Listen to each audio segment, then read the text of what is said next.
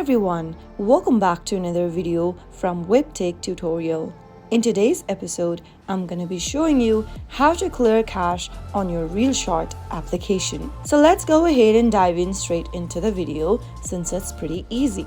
Go ahead and open your ReelShort application from your app drawer and make sure to log into your account. After you are signed in, go ahead and tap on the profile picture at the bottom right hand corner. Now, in the expanded menu option, go ahead and select Settings. You will be able to see the Clear Cache option in the Settings menu.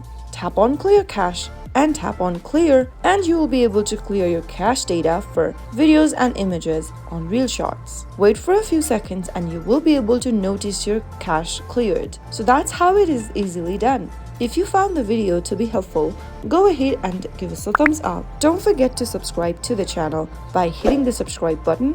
Also press the bell icon so that you'll never miss another upcoming upload from us. I'll see you again in the next video. Goodbye till then.